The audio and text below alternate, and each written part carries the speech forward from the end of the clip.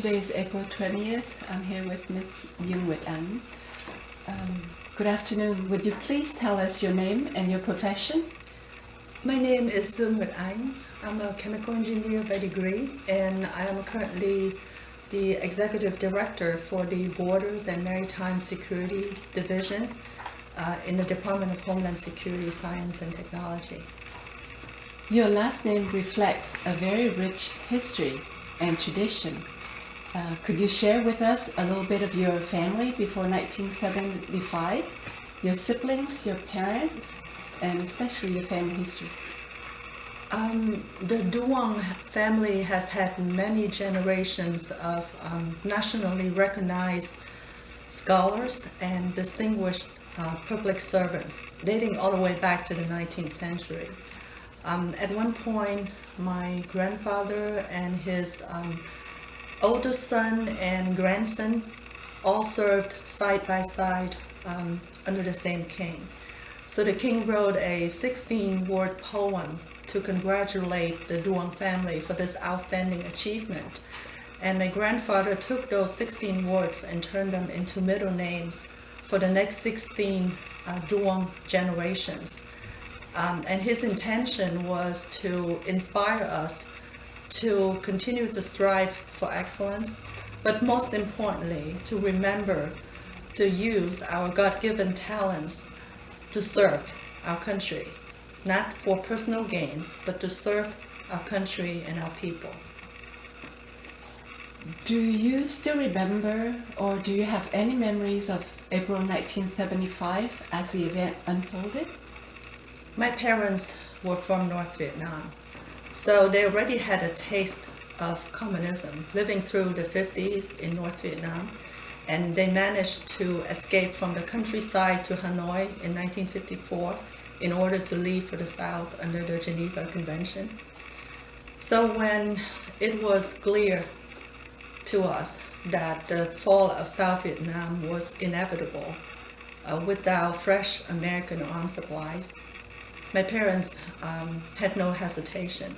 We knew that we wanted to choose freedom, and we were prepared to pay the ultimate price, because no one wants to live under communism. No one wants to lose the most basic right of any human being, the right to be free and to pursue happiness. How was the atmosphere and the people on the street from your observation during the April 1975? There was a sense of panic. As I recall, the saying then was, had the lamp poles on Saigon streets been able to walk, they too would have sought to leave. How do you leave Vietnam? One of my brothers was a helicopter pilot in the South Vietnamese Air Force. So in the last minute, he and his friend were able to come back and get us all on 2 helicopters, and we left Saigon on the 28th of April, heading to a Vietnam Navy ship, and that ship headed to the Philippines. Upon landing on the Vietnam naval ship, where did you end up afterwards?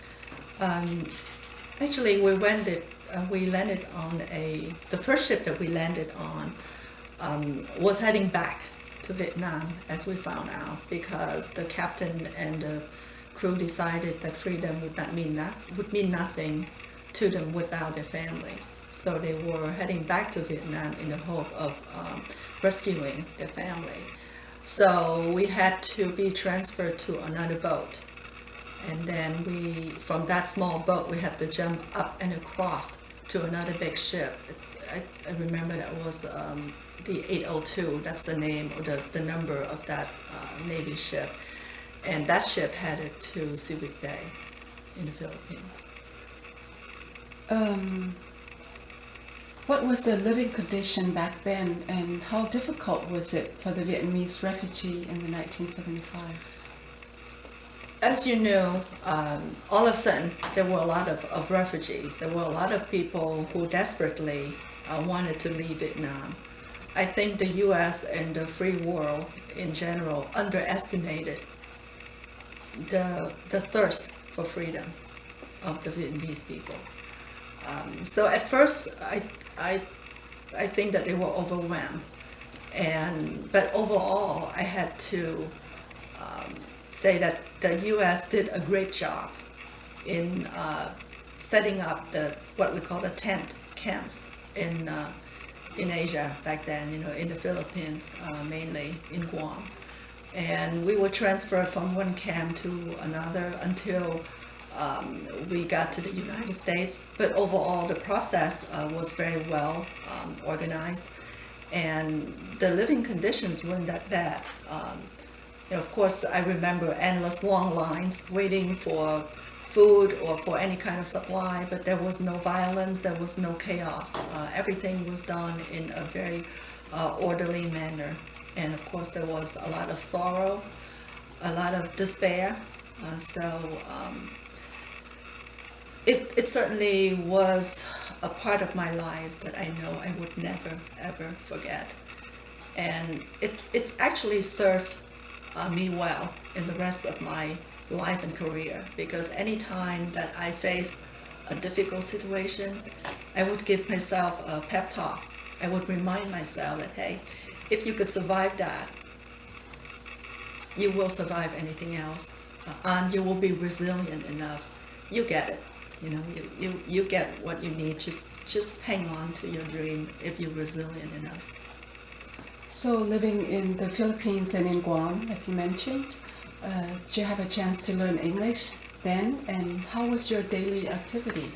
Not much a chance of learning English, because it was really more like a transfer. It's basically those camps were not really set up for semi permanent or settlement. It was really just a point of transfer. The ultimate settlement was, of course, in the United States or any other free country that would be willing to take refugees in.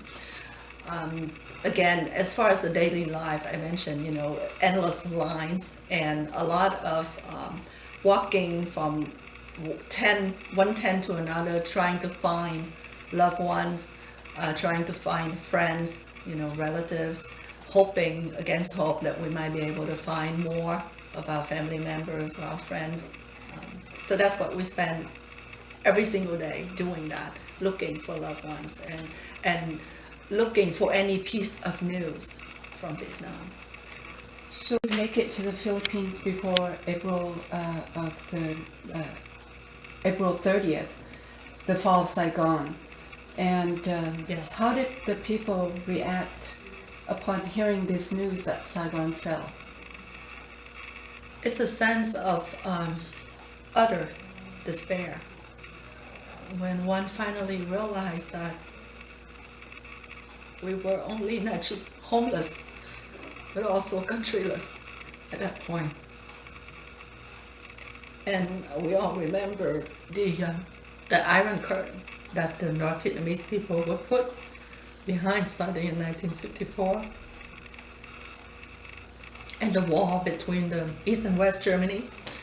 So we all assumed that we would never, ever see our loved ones again, the ones who were left in Vietnam. So it was utter despair, thinking that you would never, ever be able to hug your family member, to touch them, to talk to them, to communicate with them in any way or form. So in a way, it's like all of a sudden they all were dead to you, for all practical purpose. So it was such a deep sorrow and despair that we all felt during those weeks and months. Were your family able to find any relatives, any members of your family? In our case, we were very lucky that my immediate family was all intact. We all made it because of the fact that my brother was able to take us all on that helicopter. But other than that, we weren't able to find any more relatives or friends around the camp, not until we got to the United States. You mentioned that your brother brought your family and went with you to the Philippines also. What did he do, and was he relieved of his duty then? Yes, of course. He was relieved of his duty then, and he was just treated as any other refugee. Could you tell us a little bit more about your brother? As you know, he was a helicopter pilot in the South Vietnamese Air Force. So thanks to him, we all got out in the last minute. After that, he actually went to Canada with his wife, and he worked as a private pilot for agriculture company for a while before he migrated back to the United States. And nowadays, we all live within half an hour of one another here in Maryland. Did you remember anything that really stood out during the times that you stayed in the Philippines? A lot of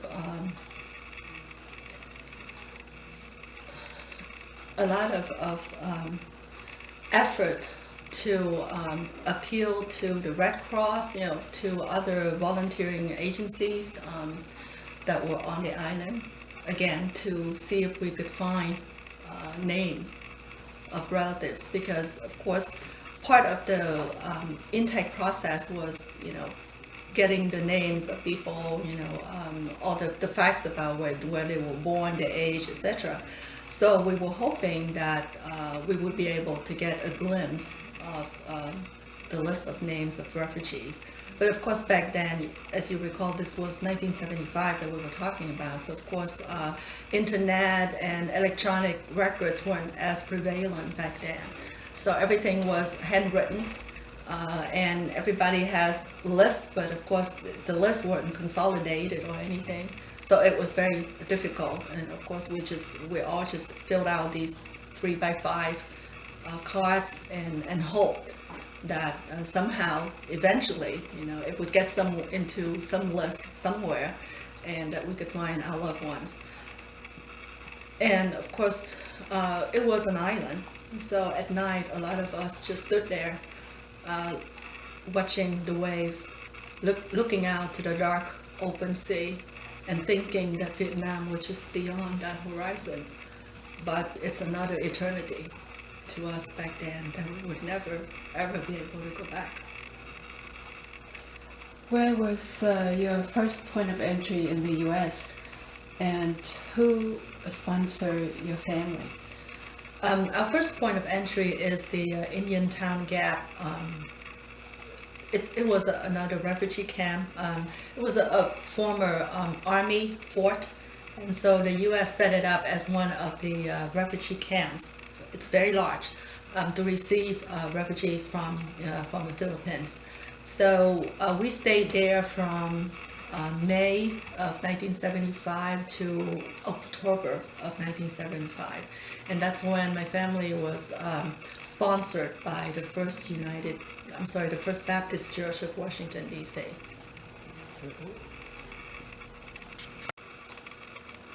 How did your family go about and basically rebuild their lives? And also, can you recall the difficulties you faced being a teenager to assimilate into the foreign education system? Of course, I had a lot of difficulty back then, since I hardly spoke any English. But when your survivability depends on it, you'll learn fast. And in my case, I also had many kind high school teachers who helped me. I never forget an English teacher, my 10th grade English teacher, who refused to give me E's and F's for my first vocabulary test, since I hardly spoke any English. Instead, she graded me based on my own progress. And she explained to me, because I didn't understand, she explained to me that given my situation, being a dirt poor refugee, she could guess that my chance of making to college would solely depend on my academic performance. so she didn't want to ruin my GPA. And it was the same teacher that when I finally made it to honor English in my 12th grade, so I remember running to her classroom to tell her the great news, and she hugged me in tears. She cried before I did. And what about your siblings at the time? Were they in high school with you too? No, I had 3 brothers, and they were all much older than me, so they started looking for jobs immediately, and they were able to find jobs. And then eventually get back to professional jobs. Of course, their first kind of job is just any kind of job that would pay. But eventually, for example, my second brother, who used to, he was a professor in industrial engineering in the School of Engineering in Vietnam, in Saigon. So eventually he was able to find a professional job as an engineer again. How about your parents? How do they rebuild their lives? With much more difficulty, but they were as resilient as anybody could expect it. Since they were North Vietnamese, they had to rebuild their life once before when they moved from the north to the south. So this was déjà vu for them anyway. So they went about building their life in a much more calm, a more patient and resilient manner than one would expect. What was their first job? Do you remember? My parents were beyond, both of them were quite beyond the retirement age, so they did not have to end up with any kind of hard labor job. Actually, the sponsoring church was trying to find my dad a job to work in a French embassy, but in the end, since all my brothers were able to find jobs to support my parents, they didn't have to work. What made you choose chemical engineering? Because back then, of course, a lot of the Vietnamese majored in engineering, like mechanical, electrical. It seemed to be the de facto. Why chemical engineering? Yeah. Well, I dreamed of becoming a famous author when I grew up. That was my dream. But of course, when I got here, I had to drop that dream because of my poor English and chose a more practical field, like you pointed out. So engineering, it must be. But why chemical engineering? Because again, I had a very kind chemistry high school teacher. Not only that she helped me discover chemistry, but she also helped me understand the true meaning of compassion. So I chose the field of chemical engineering in honor of that teacher, as well as the fact that I needed a more practical field of study. And did you receive any awards? I did graduated. I graduated from high school in the top 5% of my class, and I graduated cum laude from University of Maryland at College Park. In chemical engineering, I also had a degree in computer science, and I had a 4.0 GPA from American University for my master in public administration. And of course, I was a member of a lot of honor societies in high school as well as in college. How do you convey your experience and what you have learned through the 4 years of college as a student? I always believe that attitude comes first, then aptitude, then altitude, meaning success. So hard work is the key. And if you put your heart into something, you will eventually succeed, as long as you're resilient enough to hang on to your dream. May I ask when you married your husband and when you actually first met him? We met when I was 19. We both were students in college, but we actually met in an organization. It's called the Federation of Free Vietnamese Students and Youth, and it was an anti-communist organization. We spent a lot of time outside of the classroom protesting at the embassy, like for example the Thailand embassy or the Malaysian embassy. The Thai, because of the pirates, the fact that the Thai government didn't do anything to stop the pirate from robbing, from killing, from raping Vietnamese refugees. And as far as the Malaysian embassy, back then, there was a period where Malaysia would turn all the boats away from their country and not allowing these refugees to get in. So we try to appeal to their sense of humanity. So we did a lot of that kind of activities, in addition to anti-communist demonstrations against the Vietnamese government demanding for freedom and democracy for Vietnam. When were you married? 1986, when I was 26. That was ages ago. Didn't seem like it. No, and we've been married since then, and we have 4 kids. How did you start your first career? I made up my mind from a long time ago that I wanted to work for U.S. Defense, because I never forget the 58,000 Americans, the 58,000 soldiers who died in that war, as well as the 260,000 South Vietnamese soldiers who died in that war, in order for people like me to earn a second chance to freedom. So I wanted to pay back. I wanted to come up with the best means, the best weapons for American soldiers today, since they are putting their lives on the line to protect me, to protect my family. So I wanted to help them come home intact to their family. So as soon as I graduated from college, I headed straight to the Naval Surface Warfare Center in Indian Head, Maryland, working for U.S. Navy, developing explosives, developing weapons. Because like I said, the one thing that I want to make sure that I can contribute to is to make sure that our guys, in this case the American soldiers, our guys will come home intact to their family.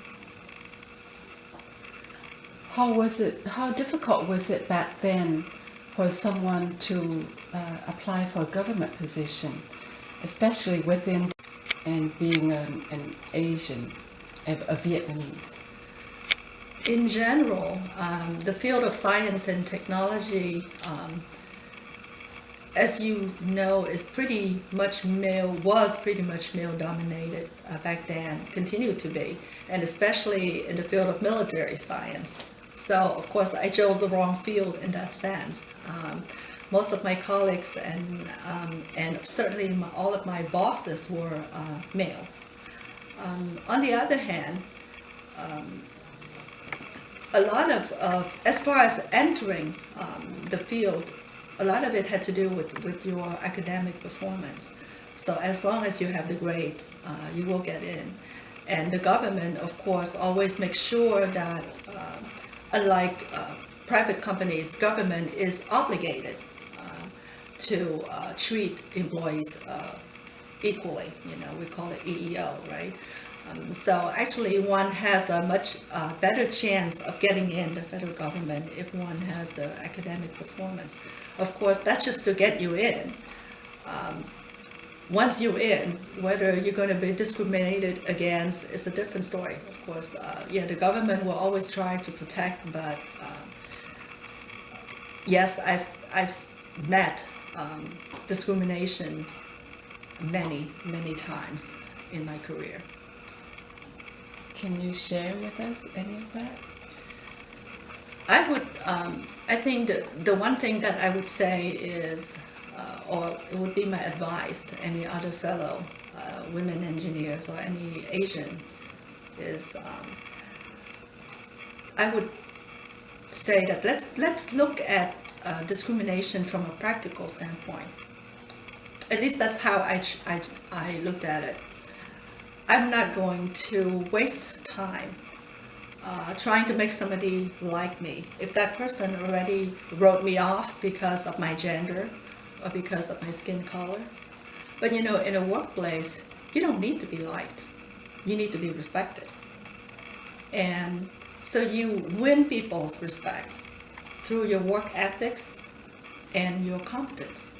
And once you're successful, people will come to you because everybody wants to be associated with success. So once I'm successful, people will be more than willing to help me, to work with me or for me. And that's all I need. I don't need them to like me. I just need them to respect me. Now, this is the most important part of the interview that we would like you to share in details of. That is the development of the thermobaric weapon, or so-called thermobaric bomb. Could you tell us a little bit more about it and how you get involved, how you come about getting involved in these projects, and the history surrounding this project? From the early 90s conflict in the Middle East, I saw that as U.S. weapons became increasingly effective against what we call line of sight targets, then our enemy would increasingly seek ways to stay out of sight, meaning they would try to build hideouts that are deeply buried underground or in mountains, caves, tunnels. And so that means the U.S. would need a different kind of weapon and different kind of explosive that could deliver blast that would travel to those hard-to-reach targets, rather than throw fragments, because fragments cannot get around corners or around barriers. But I couldn't convince anyone of my vision. The Navy kept insisting that I should keep the research direction toward improving weapons and explosives so that the weapon would be more precise. We're talking about precision weapons here, and that the explosive would have better and better capability to deliver fragments rather than blast. So I could only carry out basic studies, but I had to stop short of scaling up any new explosive formulation for enhanced blast. And then in early 2001, I learned that the intelligence community had been in the Pentagon briefing and warning the Pentagon of a possible technological surprise, is how they called it. And they pointed out to the lack of U.S. thermobaric weapons, and that in their estimate, the Russians were way ahead of us. And they pointed out that even our ally, like the United Kingdom, had been working on it, and in their estimated that at least United Kingdom was like 10 years ahead of U.S. in this particular field. So I realized that they didn't know about my work. So I introduced myself, and within 3 or 4 months, thanks to the help of the intel community and the Defense Threat Reduction Agency, I was approved to start a new 3-year, $65 million project to demonstrate a new enhanced blast weapon and a new explosive. But before I had the chance to start that project, then 9/11 happened. So exactly a month after 9/11, I got a call from the Pentagon requesting me to scrap my 3-year project plan and just go ahead and take my best guess and turn it into a weapon immediately. Because at that point, President Bush had already made the decision to send American forces into Afghanistan. So I had to quickly assemble a team of over 100 scientists and engineers and technicians, and we worked night and day. And we managed to take our best guess. Basically, we went from concept to weapons, tests, and manufacturing 11 bombs, thermobaric bombs, and send them to Afghanistan all in 67 days. which is what I would have done normally 3 to 5 years, in 3 to 5 years. So we were extremely lucky that our best guess worked the first time that we tried it. And I'm very proud of my team's talents and their dedication and their technical brilliance. It was a great team. In 67 days is very... We were so dedicated, and I would say that we were so strongly motivated because 9/11 just happened the month before that. So we knew that we understood that every day that the U.S. didn't have this kind of weapon was one more day that our guys, our American troops, would have to go into those mountain caves in Afghanistan and flush out the Taliban's in foot, meaning heavy American casualty.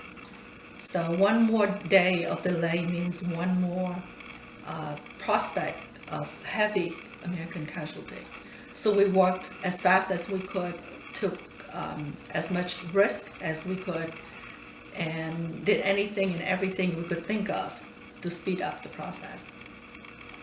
Other than the thermobaric bombs, are there any other explosives that you and your team developed? Over my career as an explosive developer and leader of Navy explosives research and development, I did lead the team to create and transfer 10 new explosives into 18 different U.S. weapons. They all happened in the 90s. That was when I was program manager and later director of science and technology at the Naval Surface Warfare Center in Indian Head. So was that just for the naval? A lot of those are not, actually they are U.S. weapons, not just Navy weapons, but also Army and Air Force weapons. For example, the thermobaric bomb was, although was created by my team, which was a team of Navy scientists and engineers, but we had collaboration from the Air Force, and that bomb was an Air Force weapon because it was delivered by the F-15E, which was an Air Force air fighter. How did you land a role in the Department of Homeland Security, we learned? You know, after a while, I realized that the threat to our homeland security has increased tremendously, especially with homegrown terrorists. We just had the Boston incident just a few days ago, as an example. So I decided that maybe I'd like to switch from my focus from helping American soldiers and American warfighters winning wars elsewhere in the world to a focus of contributing to the security of our homeland here. Because again, as a former refugee, I said to myself, you know, God forbid if we lose in Afghanistan or we lose in Iraq, we could always retreat back to the United States. If we lose in the United States here, if we lose the war against terror here, where am I going to go? Where am I going to run to? United States is the last, the safest and the last place in earth when we talk about freedom and democracy. If the United States fall, where am I going to go? So that's when I became interested in working for the Department of Homeland Security. Could you tell us a little bit more about your leadership position at the Department of Homeland Security and how different from your previous leadership position in the Naval? Today, I'm responsible for all the science and technology that would enhance U.S. border security. And by that, we mean land, air, underground, water, underwater borders, as well as our economic zone and the millions of cargo that come into U.S. ports. So the focus is different. When I worked for the Navy, my focus was on new explosives, on new weapons that would protect U.S. forces, help them win the war and protect our soldiers' lives. Now the focus is border security and looking for and stopping bad people and bad things from entering the United States. So the focus is different, but the goal is the same, is to protect our freedom and our way of life. In 2007, you were awarded the prestigious National Security Medal. Could you share with us a little bit about the award itself and the reason behind the award? The Partnership for Public Service, every year they honor public servants who made significant contribution to our country. So in 2007, nearly 500 public servants were nominated for 9 different medals, 9 different awards. 32 of the 500 were selected as finalists, and from 32, 10 of us were awarded 9 different medals. 10 people, but 9 medals, because there was 1 medal that was shared by 2 people, by the way. In my case, I had the honor of receiving the medal for national security because of my work for the Thermobaric bomb in Afghanistan, and also for my subsequent success at creating forensic capability for U.S. forces in Iraq to help identify terrorists. You've worked in a male-dominated environment. And when you dealt with explosive military hardwares and all those kinds of things that were related, how do you actually carry yourself and project yourself to the leadership position, especially in the kind of environment that are male-dominated, and having a deputy director who is also a female? I always try to carry myself as a competent professional and a level-headed leader with a strong passion for her mission and compassion for her people.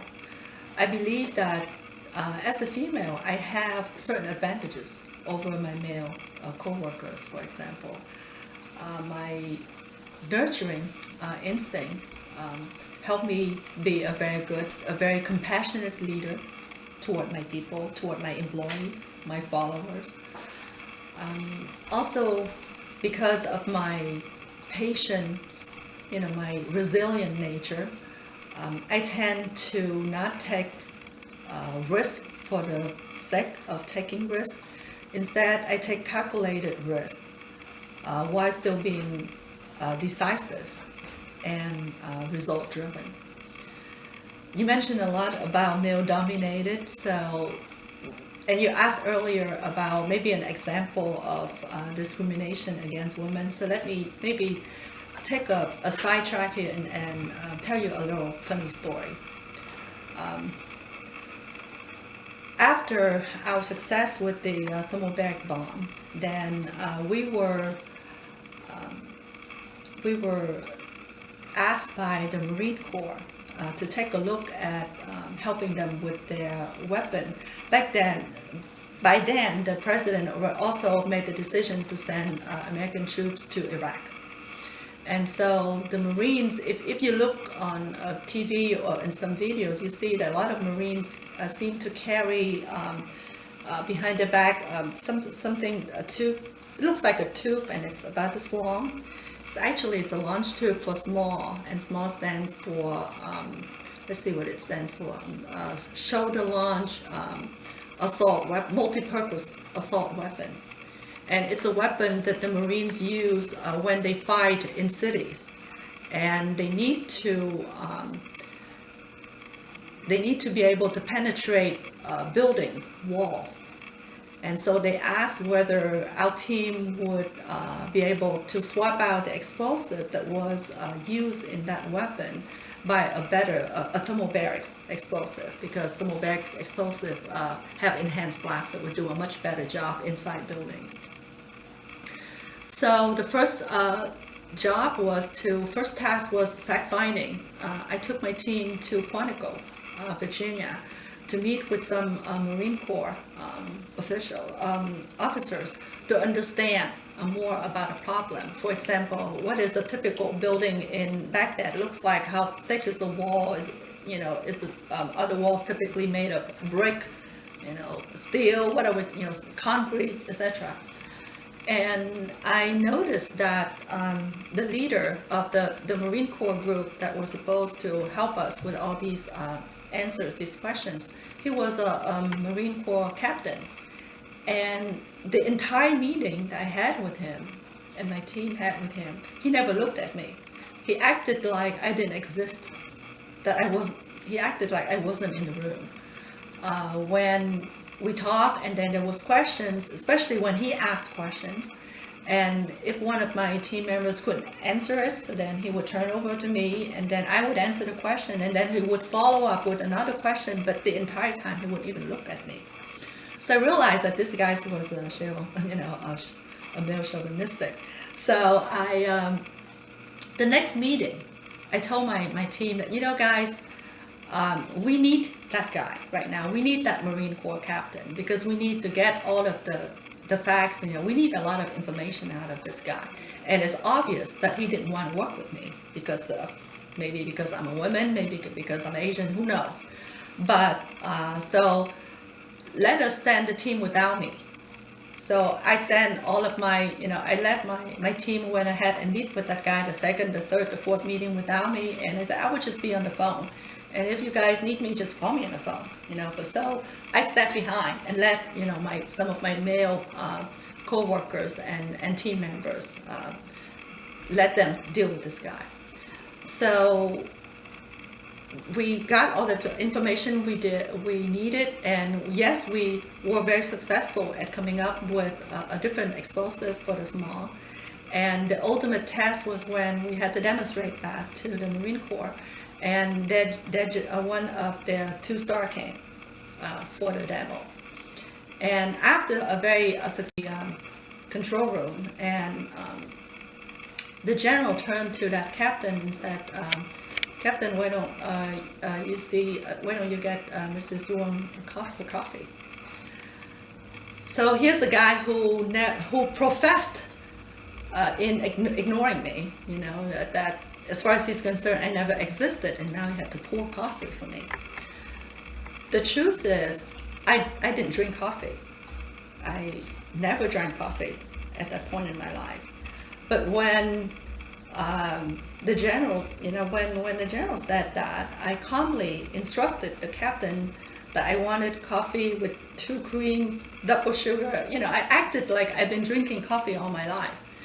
So my team knew that I never drank coffee. So after all of that, when on our way back to the Naval Surface Warfare Center, they said, since when did you drink coffee? And I said, hey, I cannot pass up an opportunity to put that guy in his place, and he finally had to acknowledge that not only I existed, but I was higher rank than him, because back then it was a GS-15, which means it was equivalent to a colonel, and this guy was only a Marine captain, so he was like 3 notches below me, but he acted like I never existed. So I did tell you earlier that I don't take discrimination personal, right? It's that I tend to look at things practically, but I lied. Sometimes I did take it personal, and it was sweet vengeance on my part that day.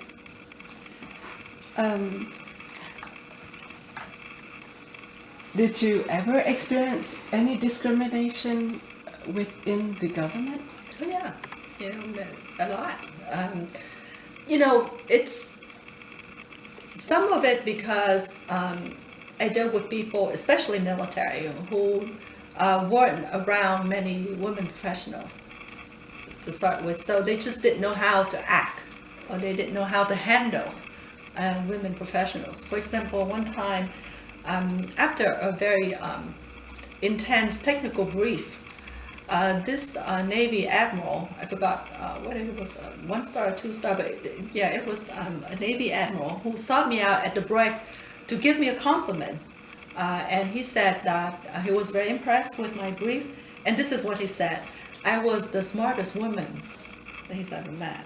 So I thanked him, but I thought to myself, what a sad day for us female gender if I am indeed the smartest woman that he's ever met.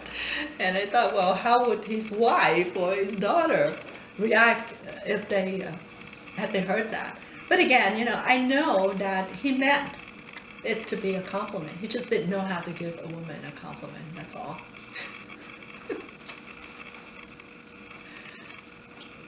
How do you manage to strike a balance between work and family and life in general? When we say striking a balance, that means compromise. So that's one thing that we all have to understand up front. You can't have the cake and eat it too. Or a lot of times I would say that yes, you could have the cake and you could eat it too, but not all at the same time. So either you have to give up some or you have to do them in sequence. So the timing is also an issue. In general, I tell myself that I have to be sure, I have to be clear to myself, what is it that I want? What are my top priorities? So then I'm prepared to work hard to keep those priorities, but then I also am better prepared to trade off the remainder. Being in a job with a lot of responsibility also means I've got to learn the art of delegation. It's not only about what to delegate, but who to delegate, how to delegate, and when to delegate. And it also means that I have to know how to manage expectations. And when we talk about managing expectations, it's not just expectation from our bosses, but also expectations from our peers, from our subordinates, our employees, as well as our family. Negotiating for, as well as managing expectations of family members, spouse, kids, everybody. So that's how I manage to strike the balance. And for example, there are times when my family knows that I would have to disappear because I will devote more than 8 hours, more than 10 hours, more than 12 hours to my job. For example, during that Thermobaric project, I hardly show up, I hardly come home until like 10 p.m. in many days. But once that project is done, I will take long vacations. Nowadays, every year, my staff knows that in the summer, Ann will disappear for 3 weeks because she's going to spend that 3 weeks with her family. So. As you notice, we have in the U.S. now a very large or fairly large group of students who are studying in the U.S. from Vietnam. They either come on their own or were sent by the government of Vietnam to study abroad. What kind of message should we give them, or how should we approach that particular group of students? I would encourage them to learn the truth about the Vietnam War. Now that they're outside and they have free access to all sources. One key myth about the Vietnam War that they were taught is that U.S. invaded South Vietnam and therefore the North had to liberate the South. That was what they were taught. And we all know that that was a lie. And now that they are outside of Vietnam, there will be plenty of sources, plenty of books, plenty of articles to convince them otherwise. But they need to take the opportunity to learn about the truth of the Vietnam War. More importantly, I would like for them to understand that the Vietnamese Americans, or all free Vietnamese outside of Vietnam in general, are denouncing the government of Vietnam. But we're not against Vietnam, and we certainly are not against Vietnamese people. We're denouncing the government because we want freedom and democracy for Vietnam. if nothing else, I would remind them to help their people. You know, a lot of them, as you just pointed out, came from the privileged group of Vietnam. Their family, their friends, their relatives are the ones who are currently in power in Vietnam. Now that these students have a true taste of freedom and see how a democracy like US functions, see how people's rights and citizens' rights are of the utmost priority for the government here, and think about our people in Vietnam. Don't we want the same for our people? And I would ask them that when they come back, please do not give in to the urge of wanting to sustain your family, your party in power by selling off Vietnam. If they don't do anything else, please stop Vietnam from becoming a second Tibet to China. What message do you have for students or for those who are born here? This land is a paradise. Those of us who are so privileged that we're born in paradise usually don't know that it's a paradise, or usually take things for granted.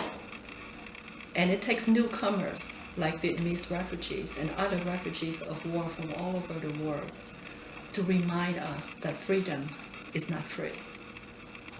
Let us all work hard and stand united to preserve this paradise so that this land continue to be the land of the free and home of the brave. Can you share your dream for your future, for your family, and for your motherland, as well as for your second country, that is the US? My dream is a free and democratic Vietnam. That's my biggest dream, a free and democratic Vietnam. As to the US, I am eternally grateful for this country and for the generosity, the compassionate people who are Americans. And I would want to do anything and everything that I can to repay that debt and to pay forward. So my dream is to be able to pay forward so that I would be able to continue to contribute to the freedom of this land and the safety and security of all of us here. Do you have anything else to share that we haven't asked you? I think I've said everything that I would like to say. Again, my last message to anyone who's watching this video or this movie is remember the 58,000 Americans who died in the Vietnam War. Remember the 260,000 Vietnamese soldiers who died in that war. Remember the 100,000s of Vietnamese boat people who never made it to safety. Let us not let them die in vain. Thank you. Thank you, Jay.